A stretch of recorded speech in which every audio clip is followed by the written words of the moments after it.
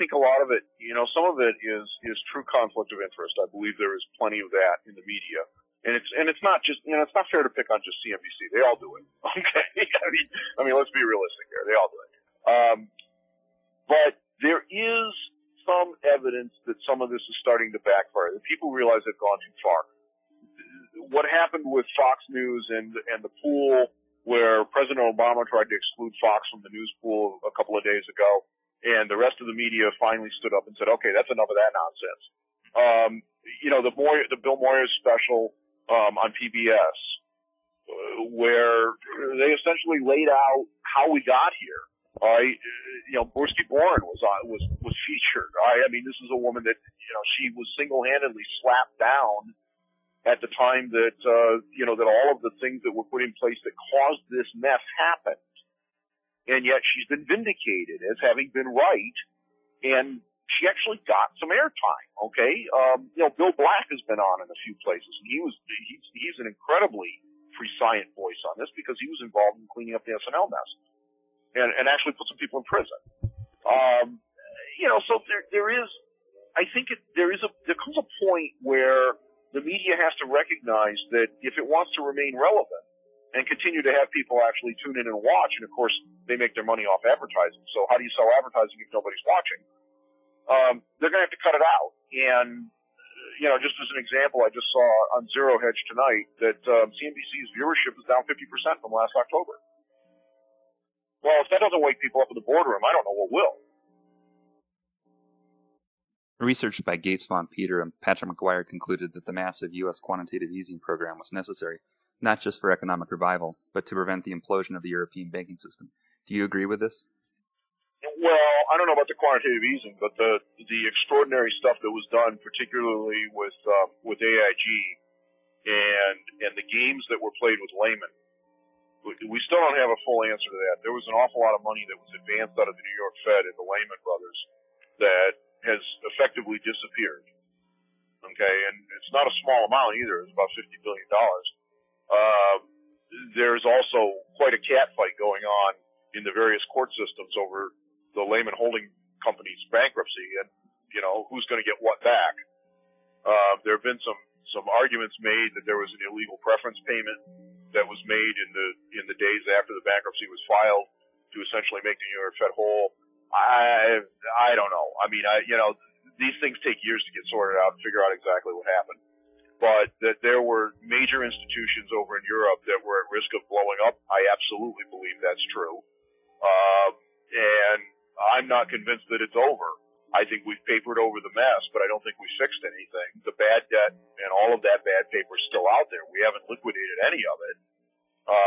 I haven't seen any evidence that any of that's really changed. And all that subprime stuff is still sitting out there on people's balance sheets. The folks that tried to jump in early, the Wilbur Rosses of the world that, for example, got involved with American Home Loan after they blew up, he got his head handed to him. So, the majority of the deals that they've tried to put together to fix this, the PPIP and all this other nonsense, have gone absolutely nowhere because the private investors that are in the market have seen what's happened to people that have, they tried to catch knives and they've turned out to be chainsaws. So, how many times do you have to see someone lose $1 billion before you step back and say, hey, wait a minute, I think we've got to wait and figure out what's going on? Well, I've pretty much exhausted all my questions. Is there anything you'd like to add? No, I don't think so. I mean, I think that, the key at this point, I believe, is you've had a tremendous run.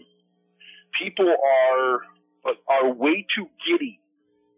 But that is the very time when you need to be the most careful about capitulating, because it is when the last bear capitulates that the market turns. Right? It's when the last guy gives up and buys that everything falls apart. And the thing that I find most interesting about the psychology and the psychological element of the market is, you do hear this on CNBC, and this is one of the things that they point out, but what they don't point out is how destructive it is. You keep hearing about how all these mutual fund managers have seen, huge gains, and it's the end of the quarter, and they're going to get fired if they don't chase this trade. Okay?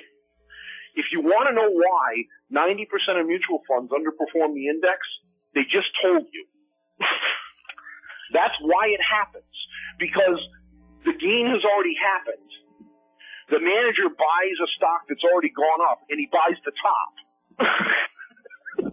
Okay? And it happens time and time again because people chase performance, and it's foolish, but it's what people do. It's, people get all cranked up about this. You look at all the people that are talking about Bill Miller. Big gain this year, but what they're not talking about is the fact that he held a tremendous and absolutely monstrous position in Countrywide Finance, and it went to zero, and he bought most of it at $40. Okay? And that wasn't the only one, right? But that was just one of the ones that he was out there pounding the table on for months and months and months. The most important element of any sort of investing program is, first, don't lose money. Worry about everything else after the first thing. But whenever you think that you're, I got this great opportunity, first thing you have to think about is, don't lose money. Because once you get past about 7 or 8% losses, it becomes very hard to get it back without taking too much risk.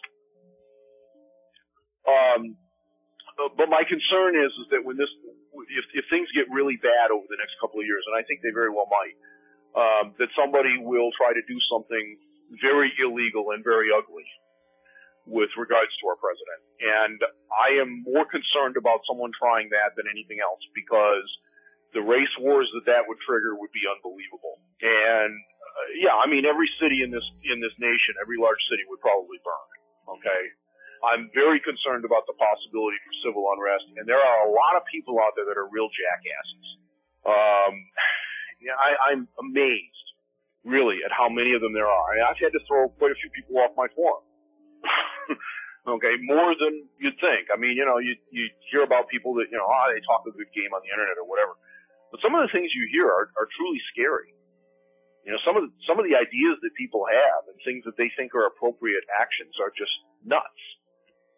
But 2 years ago I sent a letter to Congress, all 535 members, I faxed all of them, and I urged them very strongly to find about $200 billion in cash, not what we could borrow tomorrow, but actual money, and put it aside.